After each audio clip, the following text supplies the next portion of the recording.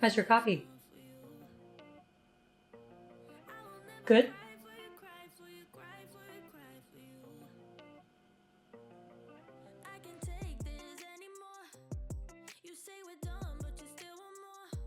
Hey everyone, and welcome back. It's Magical Girl Kit Kat, and here is episode 2. I can do math. Of this newbie photography. Watch me learn photography and give very novice advice. Sure, as you can see, 40 and I are having bathrobe day because we can be fabulous in our bathrobes. So, alright.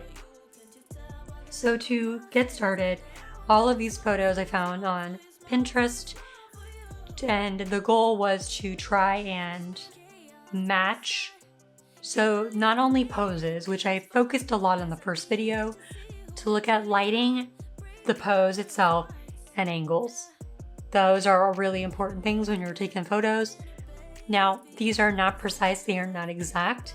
However, I will say that it took a lot more time to get the photos the way I wanted them to be, which meant taking an average of 30 to sometimes upwards of 50 photos per image.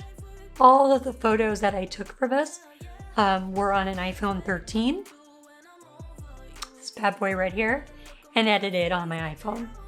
I will talk toward the end. If you are a phone user for your photos and you are looking for apps that can edit, you feel like ups your quality, that are free and easy to use, I'm going to name 2, total of 3 if you're an iPhone user. I am going to talk about the iPhone, but 2 others that I thought were comparable and easy to use. So the first photo that I am going to show is my photo inspiration, which is Anne Hathaway. Lovely, amazing talent actress. I really enjoyed this pose. I thought it was lovely. And what I actually ended up doing was I didn't have a black backdrop, but I do own a black trash can. So I ended up setting her in front of my black trash can. And since Smart Doll's arms don't want to close really tightly together, I actually had to hold with one hand her elbows together and then shoot the photo with the other hand. So do I feel like this photo turned out well? I do. I really like it. I think it looks nice, and I was able to edit the way that I needed to kind of get the vibe that I got from the photo.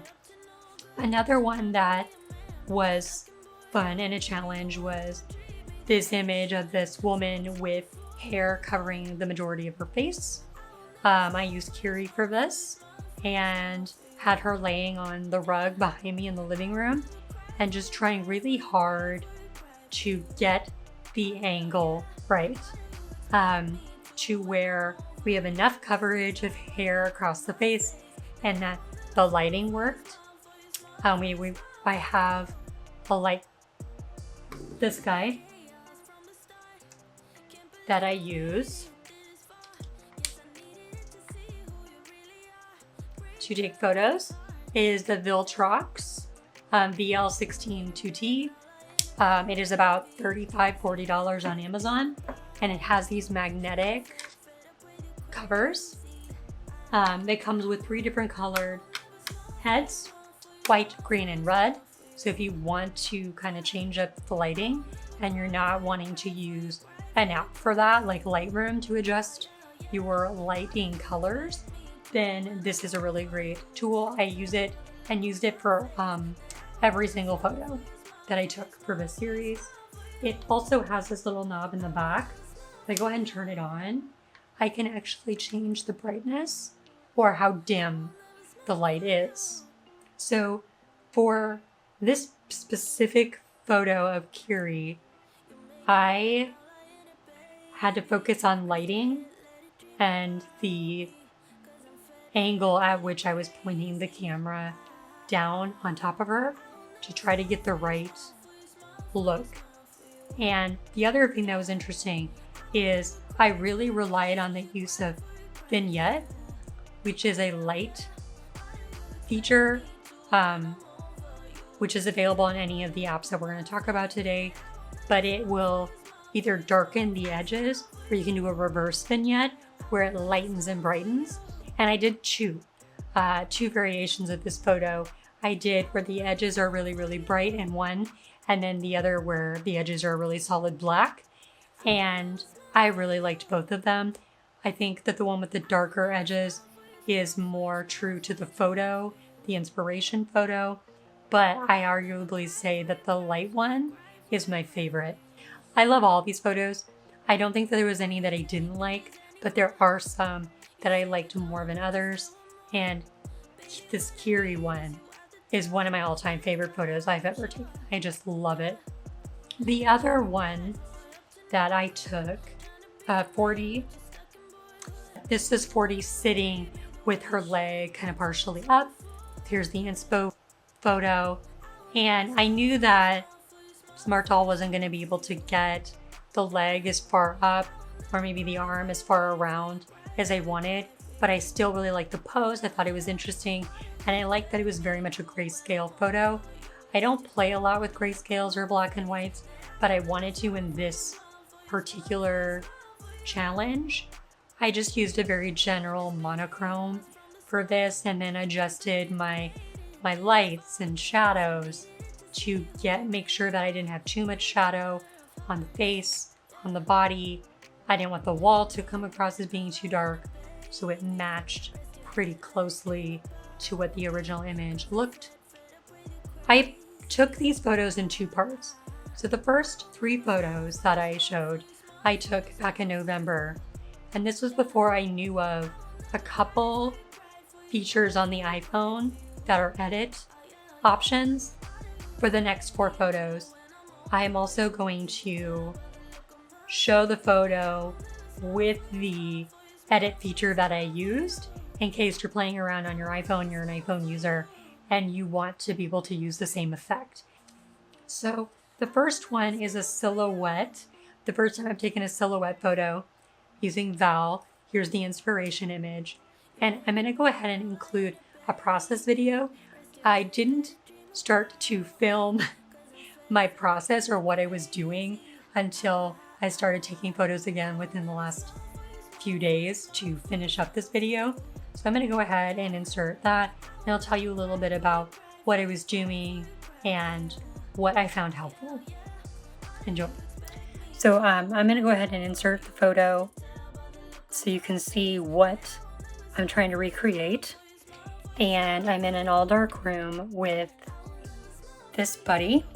And so what I'm trying to do is get this really cool silhouetted shot of Val. So I'm trying to figure out where I want the light to be to get the right effect. Now I know that the light's not going to be in front. It is going to be more than likely in back. And what I find really interesting is that the closer I put this to the wall, it gives that orange glow, which the photo, the OG photo, was showing.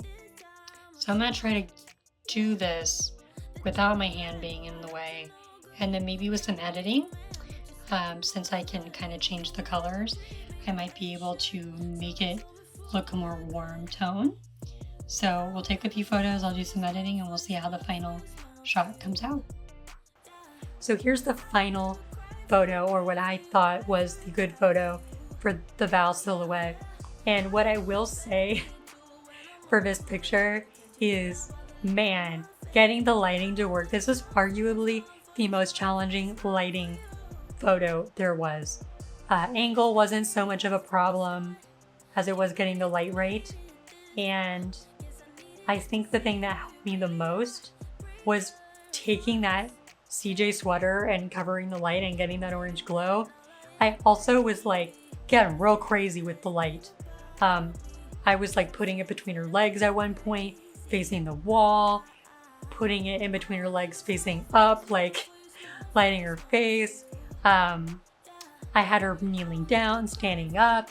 Like I was trying so many different ways to see where the light traveled enough to where it was getting the glow effect that I want, but going up far enough on her face and head.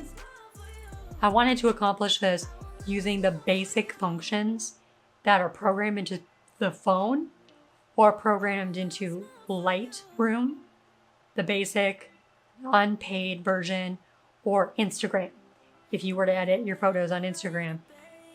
The next photo is ponytail, I call it ponytail 40. This was a fun pose, and it was a little challenging because I couldn't get her hand to grip all of the hair, so I had to be very careful where I was placing the hair so it didn't fall all over the place. Did it match exactly to the pose? No, but the goal was to get the pose as close as possible, to try to get the right angle and the lighting to align properly with that photo. And so what I just ended up doing was, so when using the iPhone, when I go in, there is what looks like a knob with a bunch of dots around it.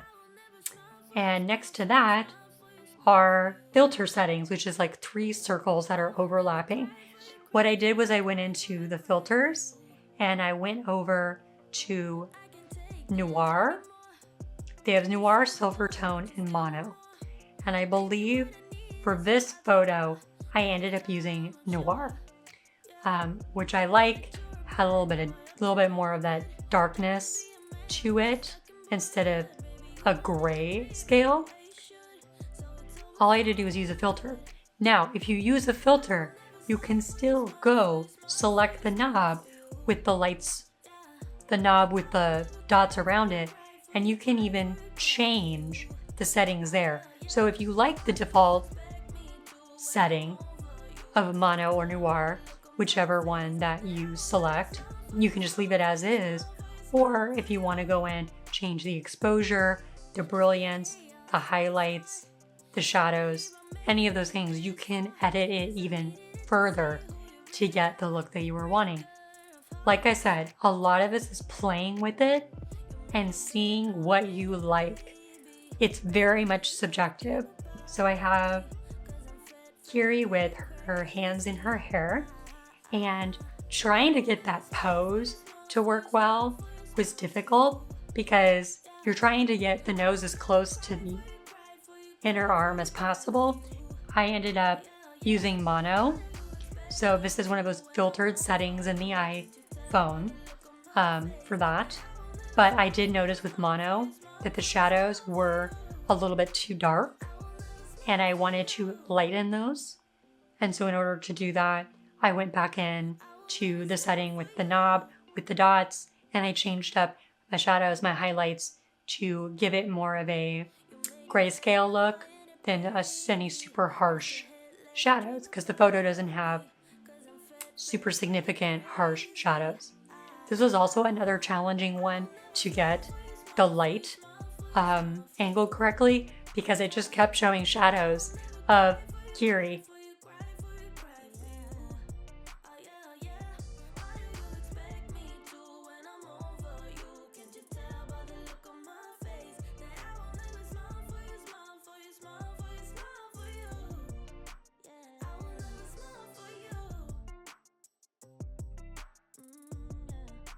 So for this photo with Kiri and her fists, I went into one of the presets.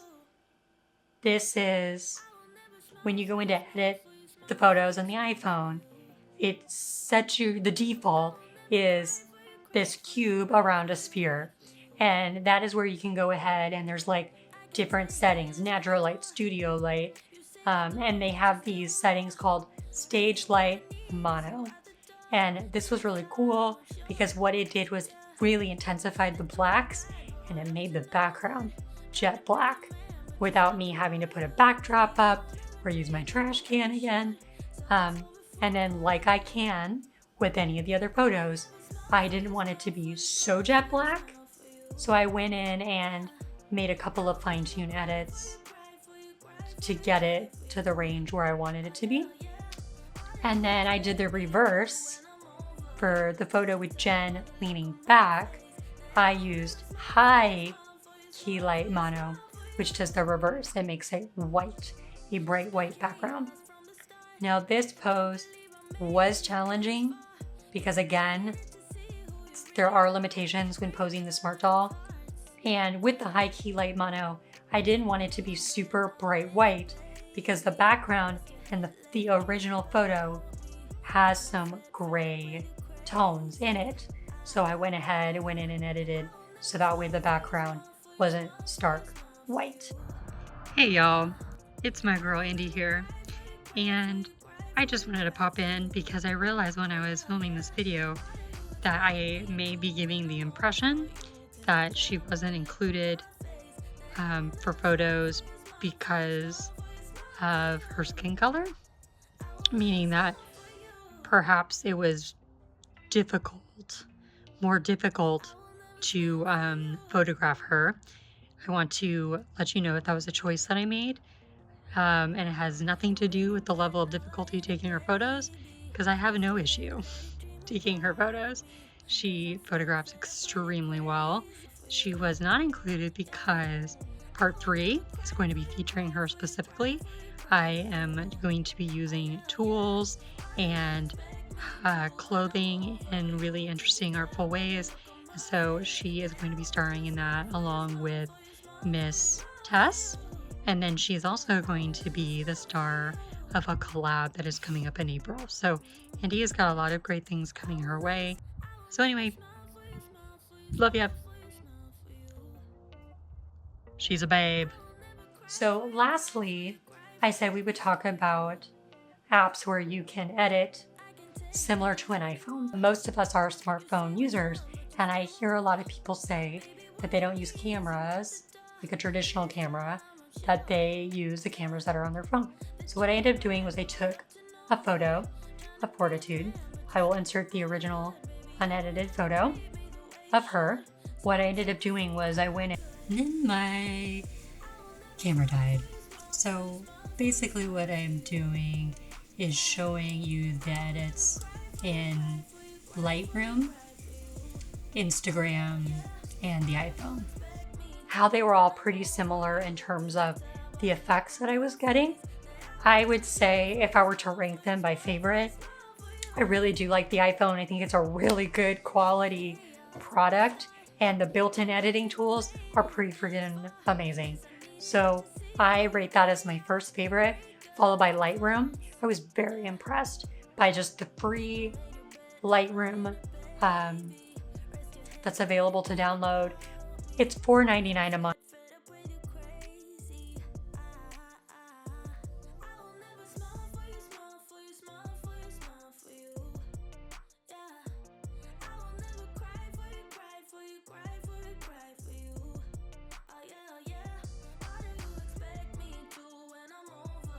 And then Instagram, Instagram has different fun, funky filters. So if you're someone that likes to, add like cartoons or animations to your photos or video, then I think that's really fun. And that's a really cool thing that I can't do with the iPhone or with just the default Lightroom, but you could do definitely with the Instagram default.